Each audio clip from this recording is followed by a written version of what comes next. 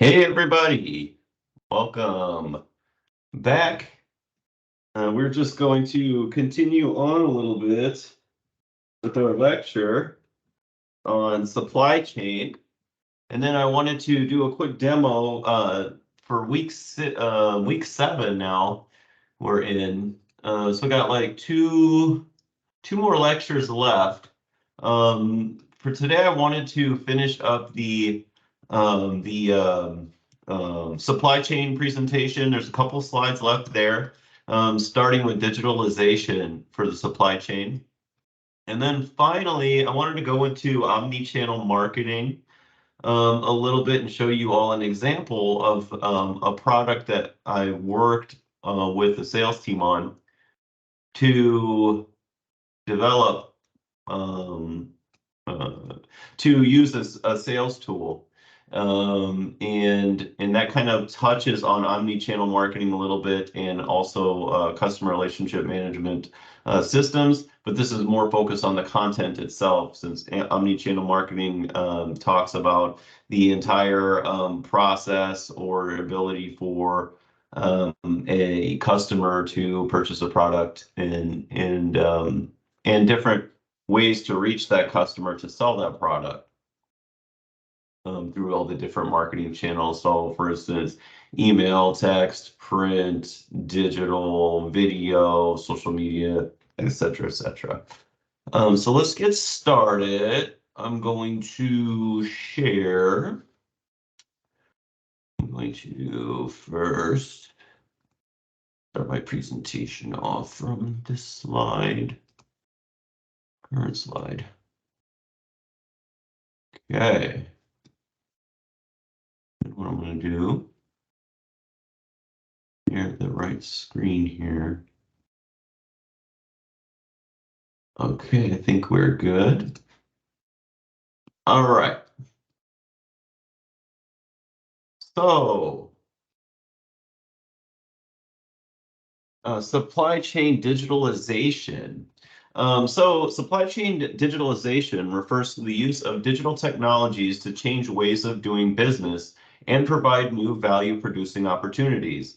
It's essentially the use of modern technologies to leverage demand sensing. What it does is it leverages demand sensing. So it's the ability to predict the customer demand through big data on customer behaviors. It also you can enhance decision making. It's based on consumer behavior using big data, CRM, and other technologies. So basically, this big data helps marketers make like real good or better business decisions based on the data from their past customers and current customer activities. It also provides the ability to acquire and process data to support decision making, which I kind of already mentioned. Usually this will take the form of sales reports and analytics of consumer behavior based on marketing campaigns that are launched. So management would take a look at the data. Usually those that are on the front lines creating the content will send analytics to management, who will then be able to slice and dice the information. What's nice actually nowadays is that ChatGPT, which is the AI basically copywriting tool that just came out, can actually take data from spreadsheets and allow you, and you could just ask it. Like for instance, the last thing I did with that was I went to Facebook and I downloaded a spreadsheet of all the usage data and the effectiveness of posts for the last like 3 years. I took that spreadsheet, I copied all the information and pasted it into ChatGPT and said, hey, please tell me what times of day, what days of week were the most popular for posting things on this platform based on the following data, copy paste. And it actually gave me like days of the week based on the data and things like that. So, you know, you could almost say that with AI, some responsibilities of analyzing data by managers will become obsolete eventually. So as you make decisions on where you're going with your career path and your and what you're learning about, or taking classes on or getting degrees in, think about how maybe the AI is impacting your daily life now, and how on a bigger scale or with a little further development, how it might impact the future careers and stuff, so you can make a surefire choice for yourself. It's also supply chain digitalization has also digitalized the process management. So robotics and assembly lines, it's all become digitalized. There's also digitalized distribution as well, autonomous vehicles and drones, even vehicles within, let's say, a business or like a warehouse or something like that. There are automated vehicles that operate within facilities of businesses like that. An example could be Quick Trip. Quick Trip corporate, where they have their warehouses and things like that, where robotics are used to pull things off shelves or collect products to then be shipped out. The Internet of Things, these are objects that are connected to the internet that are also able to communicate data to one another, and it's a phenomenon known as the Internet of Things. So physical objects now share bits of data with one another about their surroundings in real time. And currently there are more devices connected to the internet than there are people. So, when this presentation was created, let's see, a year ago, I think it was, this is actually more so the case now, that there are a lot more devices out there that are connected, and now with the introduction of AI or the further development of it, the knowledge that is being learned based on the Internet of Things is that much greater and being processed that much faster. So changes are really going to come, especially with the Internet of Things in the supply chain. Physical object, so I already said that. An example of the Internet of Things changing how things work are systems now being able to reroute transportation vehicles on delivery routes based on inclement weather or traffic situations that could delay the routes.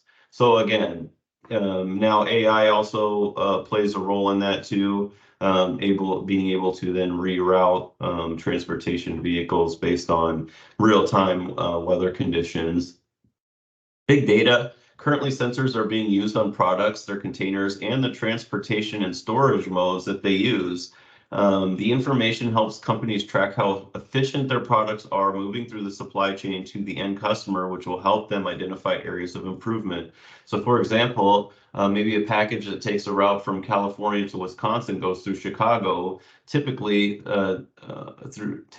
So through big data, a company might be able to identify that a more efficient shipping route might go through Washington, D.C. instead. So just, it seems like more miles, but it might be more efficient that way for the company. So that's an example of what big data can do. The difficulty with big data is the ability to manage massive amounts of this data and draw useful conclusions from it. That requires a simplification of the data from useful categories of data in the bulk of it. So this is a big challenge for supply chain managers. So the interpretation of this data is called supply chain analytics. It's the interpretation of that supply chain data. Supply chain analytics, when done well, will enable the supply chain manager to forecast more accurately and get shipments to be rerouted in the event of traffic or bad weather. It could also ensure that warehouses are stocked with only the products customers want, no wasted space in warehouse facilities. So those analytics will help with that. Of course, warehouse space costs money, so that's all something that a company is going to track to maintain a solid, healthy bottom line. Artificial intelligence. This refers to the science that creates, machines capable of solving problems more quickly and accurately than humans can. Today, AI helps companies make decisions related to procurement, manufacturing, logistics, and planning by assessing many different data sets simultaneously and coming up with solutions that are close to optimal as possible. So machine learning as opposed to AI here. This is different from traditional AI methods. Rather than teaching the computer required logic to solve a problem by inputting data, the computer is given the best known answers to problems, and then the computer is responsible for generating or learning the logic to solve the problem to apply that knowledge to future problems. So an example is, if the objective is to deliver a shipment to a retail store within a defined time window, the application can look for patterns of inputs and outputs from similar usages in prior data, then suggest different routes or mode of logistical transport combinations. So you're essentially giving the machine the problem to then solve. That's machine learning, rather than feeding the logic to the machine, which is more of the traditional AI method. Which is interesting because, for me, what keeps me interested in projects or marketing or work in general is being able to solve the problem rather than be provided the solution to then execute. So machine learning is very similar to kind of the way I think, and most people like to solve problems rather than execute solutions. They like to, be empowered to figure out the best way to a solution. The process of digitized supply chain. Another way to optimize the digital supply chain is to leverage useful information across multiple organizations for better joint decision making. One way is through cloud computing, which is a means to collaborate on big data projects and analyze findings quickly. This is leveraged through the use of remote network servers to store, manage, and process data. Think how multiple individuals in an organization can view, edit a Microsoft document online in real time. Cloud computing. Advanced robotics improve processes in the supply chain by accomplishing many repetitive tasks. Quickly, more precisely, and at a lower cost. An example of this is how robotics allows basic hip and knee replacement surgeries to be performed by robots. Automated vehicles and drones. These improve the digital supply chain by delivering products to hard-to-reach remote areas, such as vital supplies to Africa. For example, automated vehicles are anticipated to be used to deliver groceries for customers on the same day as well. So these are just kind of thoughts for the future about where they see automated vehicles and drones being included in the digital supply chain through that process. Other forms of digital supply chain and the redefinition of what a product is. So 3D printing, the future of 3D printing is bright, and the benefits to the supply chain for manufacturers is also bright and good. Manufacturers could now have the ability to ship raw materials to customers and have those materials built on site for the customer. This is especially beneficial to B2B businesses that might be selling component parts to another manufacturer in the supply chain. It is much cheaper to ship these raw materials because the form they take is in a cube form, which packs easier and costs less. So just the simple form of the material that's used in 3D printing makes it cheaper to then ship, and then they could actually create either test parts for a prototype or actual final parts for a product using this method, and they take into consideration how it packs and ships. Digital distribution. This refers to a product that can be distributed digitally. Most software falls under this category. More recently on YouTube, super chats are becoming more popular as well, and this is not more recently, but now it's kind of pretty solid in the YouTube platform and happens quite often. It allows viewers of a live content creator to make their opinions front and center of a broadcast chat in the chat feed for and then some content creators will actually read the super chat as well, but it gives an opportunity to the product really there is to allow your comment on a live feed for a YouTuber to be visible by everyone else, and then sometimes even be read by the live content creator.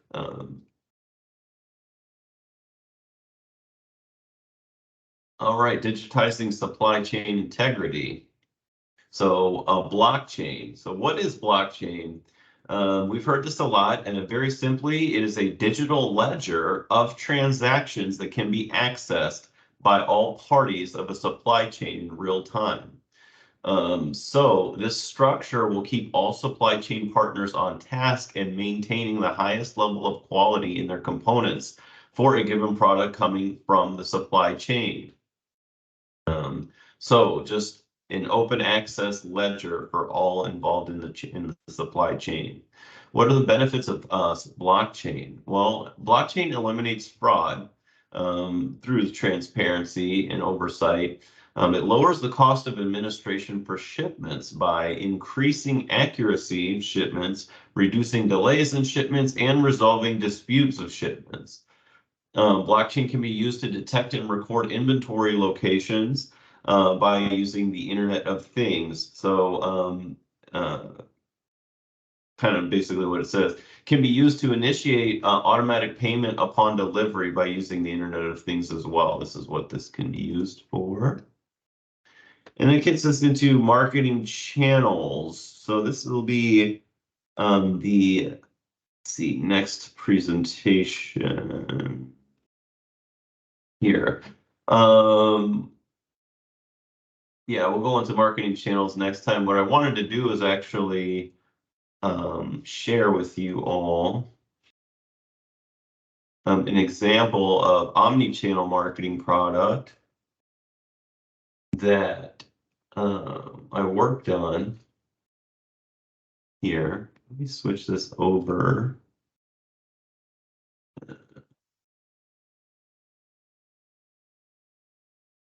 I'm gonna share this over here now. My other screen. Okay, so it's right in front of me. So omni-channel marketing, it's kind of refers to all the different channels that you're going to essentially be able to attract customers and sell to them. So this could be like a website, this could be emails, this could be direct mail, whatever gets them into that sales funnel. So they'll call it a sales funnel because the funnel at the top is so wide, the opportunity of all these potential customers, it's huge. And then it just gets narrower and narrower and narrower. So customers at the top of the funnel have not heard of the company, maybe in a smaller section of the funnel. They've heard of the organization and they know someone who bought the product. They've heard good reviews. The next one is now they're maybe searching for places to buy the product or going on Amazon to then start ordering the product. Then the bottom of the funnel is they order the product. Then down further at the bottom where it's just like less and less and less people, more targeted. Part of the funnel is people that then receive the product, and then the very bottom of the funnel is it could be like someone had left a review about the product. So the funnel actually outlines the entire customer journey, but this product, this here is basically an interface that was used for sales team, international sales team, and they were working with iPads. So this product allowed them, it gave them an interface to where they could have these different sections of products for QuadTech, and now I kind of rebranded this to make it for educational purposes. But under these different buckets of product types, then you have different products. So under the color management product types, they have color control system, color measurement system, digital ink system, and color measurement system with a handheld device. So these are essentially products that are sold to print companies, and then they are installed as cameras on the presses, printing presses, or handheld things that basically take measurements of color and things like that for businesses. So it's a business-to-business product. And so all of the marketing materials then are provided in this interface that can be used on a computer or the internet, which is where I'm streaming it from here now. And then all the products are all of the marketing content is identical to iPads as well. So it's a great way to avoid any kind of misprints and the reasons why this is so important to have for a product like this is because it's a global product. They sold it in many different languages, but then also the specs of the product. So here's like a sales sheet of one of the products. The specs of the product changed a lot over time. So here's page 1 and page 2, and you could see like these specs here as engineering teams would update. Sometimes the max operating press speed would go up or down, depending on. So in order to have the most up-to-date content, you want to have it digital. So then as soon as as the designer, finds out about a change, I can go make it update the product document here in the cloud, and then the salesperson, when they reach out to their iPad, can see an update and then just be able to have the latest and greatest of all of the content that we have to provide them to sell. So that's kind of the gist of this, what this does. Now this product is called Showpad, which allows you to create an interface, a custom interface like this, and have basically like a folder structure that you can use to look at all this different content. Now that was a printed piece of content. Now here's like a video piece of content here. You're probably not going to get any sound, but you'll be able to see that you can actually just play this video. Let's see if it. So I don't know if you're able to see, but he is basically walking through the different interface, the different interfaces of this camera product. So that video can then be provided, played during a presentation for a customer live. But this is a picture of the camera itself here, going back and forth, taking pictures of the printed pieces and measuring the color of it. So this could be shared with a person during the sales presentation if someone in the room, isn't familiar with it. That could be part of an introduction, but the salesperson would be able to put a presentation together for this product based on the all of the content here provided. So what I'm going to do is go through and get like one of these presentations here. There's a couple different versions of the same presentation, and the reason is because there are different salespeople that sell in different ways. So one of the ways the salesperson will sell is with a presentation called the Simplicity Seeker presentation type. So this presentation type is more for like executive management and things like that, where it just goes through a high level of the product. So they just want to know things like we can help approximately 40% of customers based on their willingness to apply new technology, can save an average of 10 to 15 minutes by eliminating the need to stop press to measure color. So this presentation goes through just the high level basics, the nuts and bolts, the bottom line numbers of what the benefit of this product is. So as you go through these different slides, profitable waste reduction, efficiency, enhanced diagnosing problems through the reporting features, meets the needs of customers, so on and so forth. So these are just super high level bullet points here of the product. Then you get to the fact-based buyer. That's the second presentation here. So this is the buyer type that wants to know like more details of the product. So this might be like during your second meeting of the product. So at this point, you've already communicated the high-level benefits. Maybe you have another meeting where you meet with more technical team members of the organization, and then you are going to then start presenting to them more of the technical aspects of it. So these might be like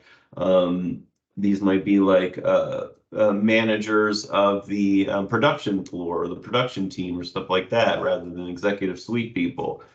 So you can then go into detail about paper substrates. This works on film substrates. It works with web widths of 2,896 millimeters. So what a web width is the width of a paper roll that goes through the printing press. So if you imagine like a gigantic toilet paper roll, that end of the toilet paper roll goes into the printing press, gets printed, and then it just keeps going and going and going and does repeated copies. So that's what a web is basically the paper roll. So and so on and so forth. So this, now it gets into more detail, supports Delta E76, Delta E94, Delta E0. These are all basically color measurement types in the printing industry. Spectrophotometer, it has, a camera in that, and it measures color. Now it goes into the details of the interface, and this is what it does: start, setup, modify, and save, new job specs and things like that, import .cxf color file for use in a job. So these are all details that the owner of the machine or of the printing machine won't even know.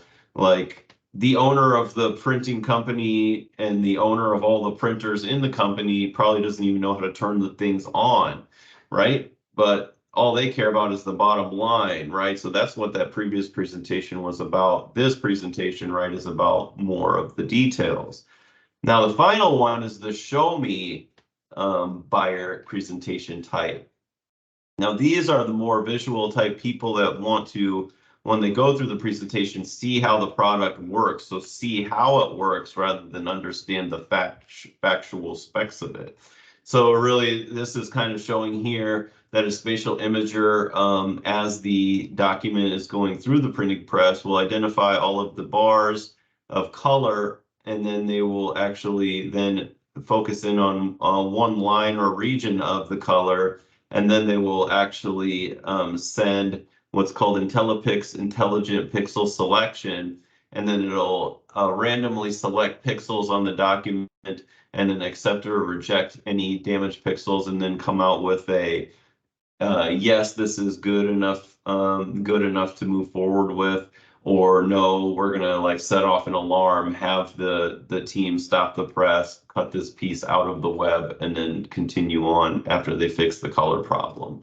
So it kind of just shows you, this is more show me based, so it'll show how the web goes through the web stabilizer and then the camera itself. The web stabilizer is just something that goes behind the web if it's to measure color, if it's like clear, if the web is clear, like clear paper, or something for packaging, like clear packaging.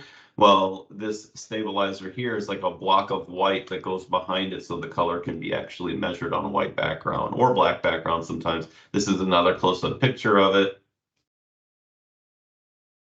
And then this is more interface shots, but these are more showing, like more pointing and showing how the things work. So much larger screenshots here so that the salesperson can kind of pinch and zoom on their iPad if they're projecting it onto a screen and that kind of thing. So now some people, as they're making their presentations and content, they're going to want certain pieces of the presentation in, and maybe some that are not so useful too. So we allowed the originally, before this functionality was available through Showpad, we were able to, I had to actually create separate screens, but now Showpad has allowed us to add content. So we are allowed to add content, so specific pages to a presentation. So I could take this page, and a couple of these pages here, and then maybe like the intro slide. And then I'll add those to what they call a collection. So I'll go ahead and create a new collection, and then I'll call this Marketing Principles Sample, and then I'll create this collection. So this collection basically, and I can click to view it here right away. So this is all stored here. I can move these around. I can actually make this into a presentation, and then I can actually go through it page for page like this as if it's just a presentation, right?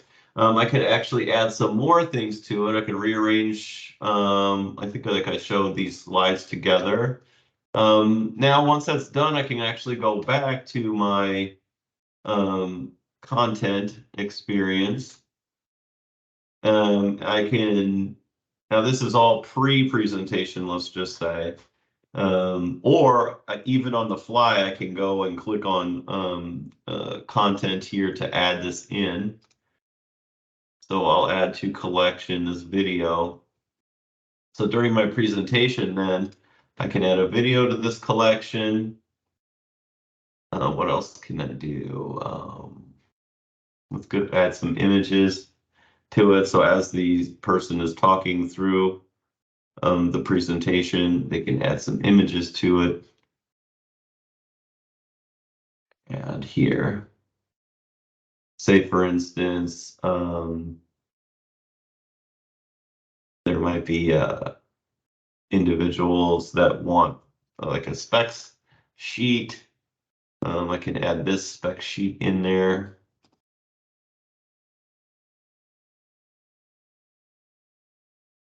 Now this also had different languages as well here, so it's all the same stuff but just in a different language since it's a global company.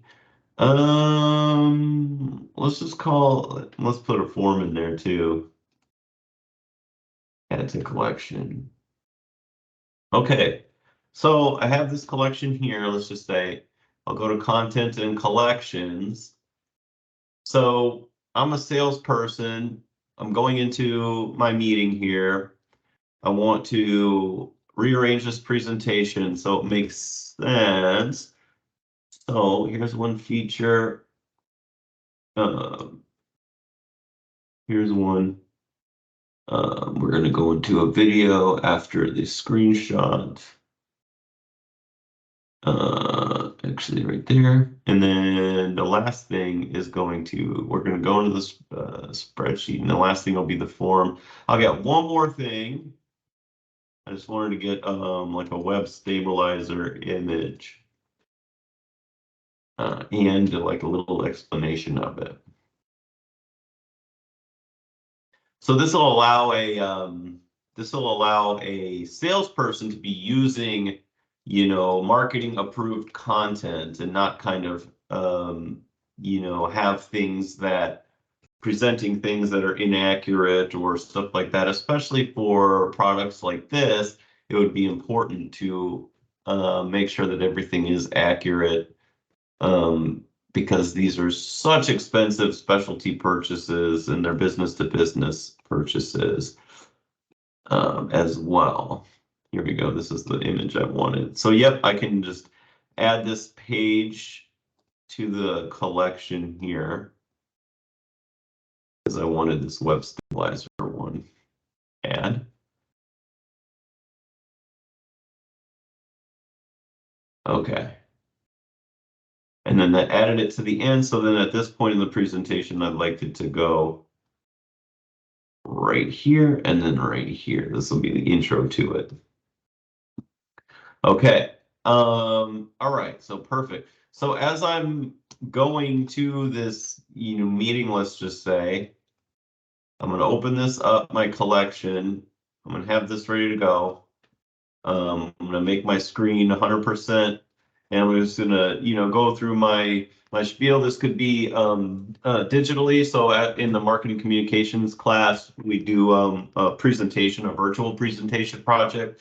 So where you are giving a presentation much like this. You're filling up your screen with the content and you are talking through what you got to talk through in your presentation. So, you know, this is our color measurement system with DeltaCam.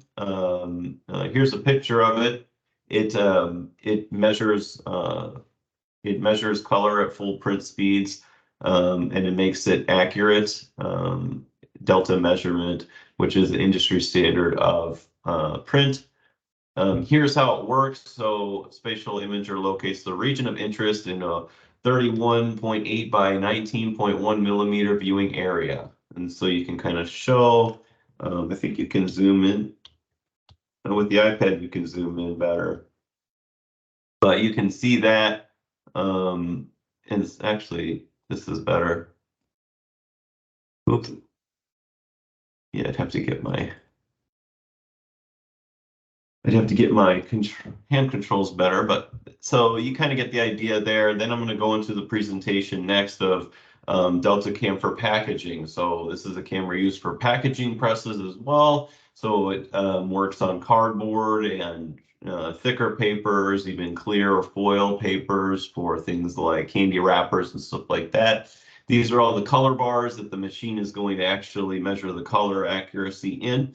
And then so it reads 5 by 5 millimeters predefined color patches per film, and then 3 by 3 millimeter predefined color patches per paper. So there's different shapes for the different applications there. Here's a show of the interface. View the last 10 color measurements on any specified print deck. So this map here will show 2 measurements that it took so far already. Then the machine will then go through, let's say, 1,000 different impressions and then take another color measurement and then make sure that it's targeted on in this region right here. And here's view delta, E, density, and TDI measurements for all decks in the job during the press run. So you can see that green is good, average measurement is intolerant. So the average needs to be within a certain degree of tolerance to be known or considered in the print industry as quality or perfect. You have a little bit of variation there, but this measures how good the color variations are, the measurements are, or if they're in the red, they're out of tolerance. So that means that the machine would very soon, if not right then, have to stop. And then basically this print deck, or if you think about a paint bucket, really of color is in the red. These little icons above these bars represent the actual colors of the print deck. So this one's going to have purple ink, this is going to have yellow, magenta, etc. So as you're going through this presentation, you're kind of explaining to the customer what they're seeing and things like that. You know, this is the web stabilizer. This product allows you to measure color accurately with transparent substrates. And I haven't given I haven't explained these products in such a long time, but you have on the left side a black background, and then on the right side you have a white background. And there's these air holes here on the top and bottom that when the web comes through, these suck in like these suck the web down like a vacuum, and it makes it flat against this white or this black backing. And then the camera right above it will take a picture, and here's how the setup looks. And you guys saw this before, but the camera will tend to take a picture like this, and then the web stabilizer, the product we saw earlier, will take a picture, will be backed to the web. It's called inline scanning, ensures no corrugation of the web. So it ensures that there's no inaccurate measurements on the web. It's like flat to either that black or white background. And here's how it works.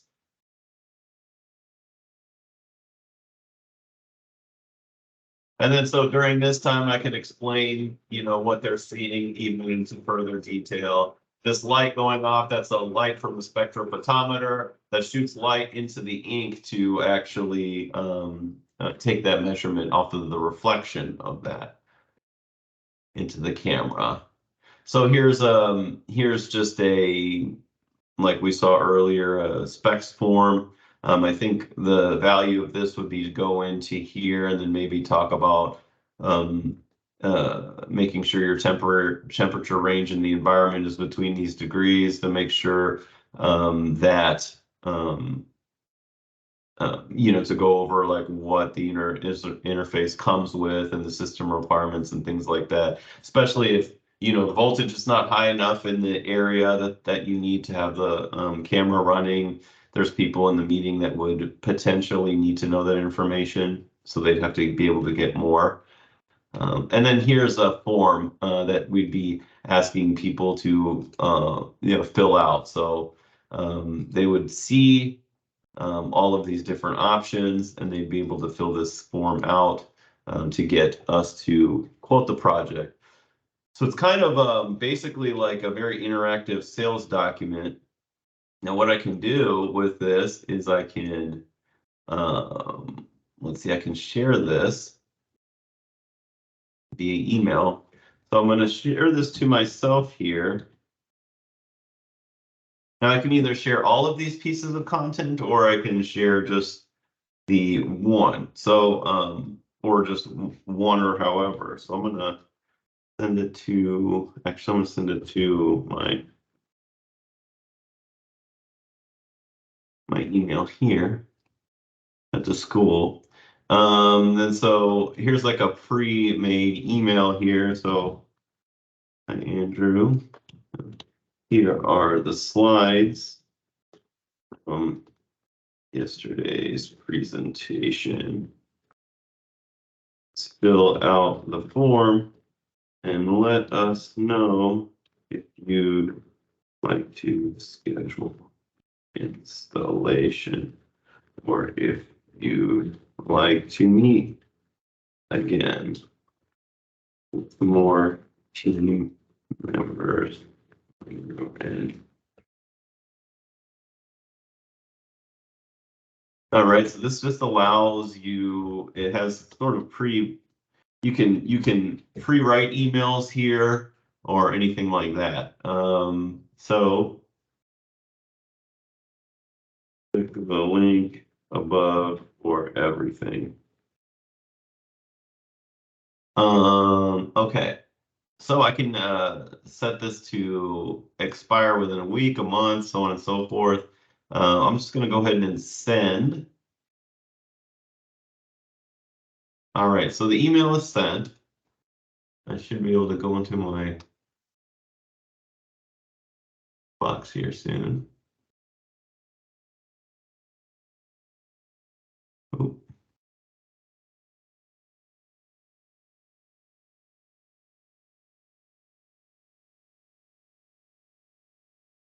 Yep, here we go. So I'm going to show you guys. Here's the email. Here's the salesperson, Andrew, that sent this. I'll click on it. So here's the message. Here are the slides from yesterday's presentation. Please fill out blah, blah, blah. So I'm going to click this link. This is going to open up the landing page. I can brand this landing page however I want. This is branded with marketing business. But this person can then actually download all of these files, or they can go here and look at some of this content that we had shared with them at the meeting. So I'll just check out some of these. I'll go to this video, I'll play it.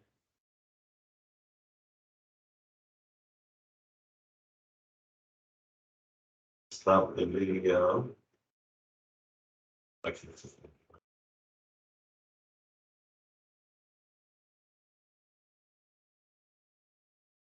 I'll go to that form here. This form has several pages. Okay. All right, so I'm going to jump out of here. Now, as a salesperson, I'm going to reload this.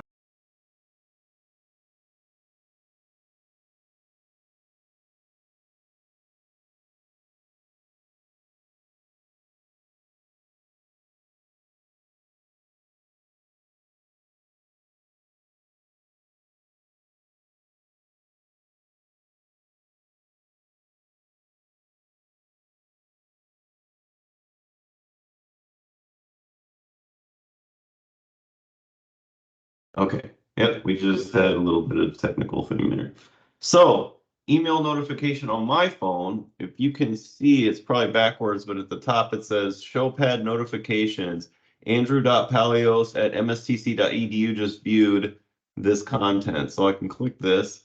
So the salesperson would get notification if their contact then opened this message.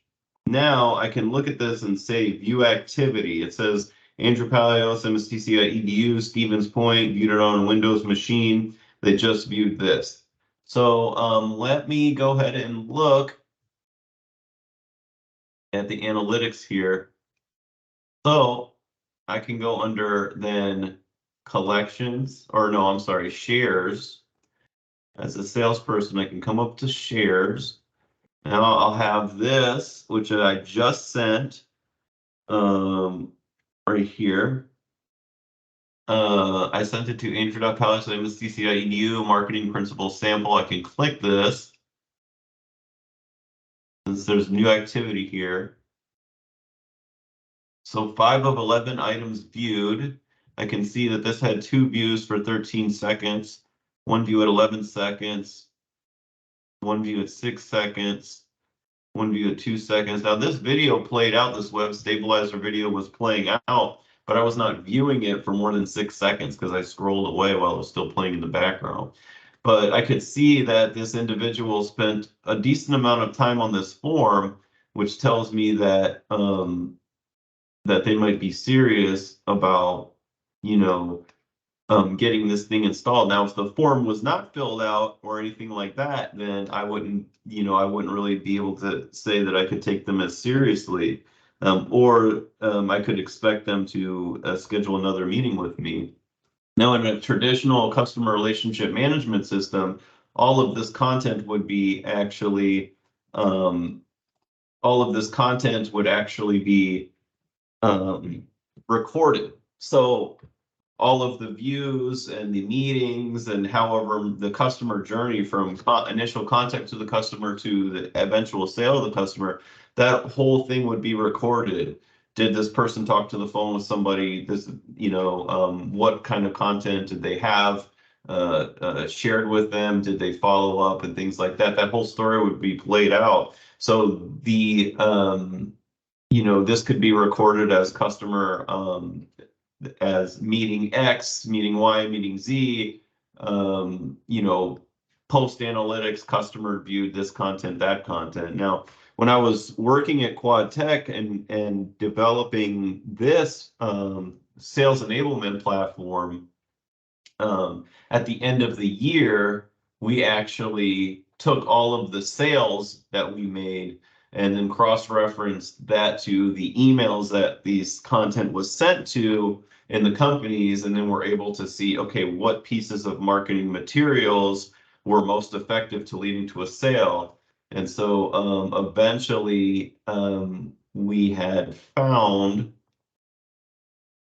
that a lot of our video content led to the sale more so than anything else. And then a lot of the visual stuff, like the visual screenshots of the interfaces and things like that, were leading more to sales. So we were able to then say, okay, well, we need this much more money and investment for video because those are the most effective in creating sales. We need less of the specs documents or things like that to lead to sales. And then so that's kind of how we used the content of marketing, this omni-channel marketing, these different marketing channels to like measure, take analysis of it and figure out how to reinvest in marketing in the future for the next fiscal year. So hopefully that helps you guys kind of visualize a little bit of omni-channel marketing and how in the future, using technology, iPads, Microsoft Teams, remote working, how, the sales process can change, in ways using technology, and how we can actually get a lot of this data and then put it to good use. Unfortunately, if you're like a content creator, you're not going to have time to like look at a lot of data and stuff. That would be something for someone else to do. And so, but you would probably want to actually see what the results of that are so you can know how to create better content. So hopefully this little presentation helped you in the omni-channel marketing. Let me know if you all have any questions.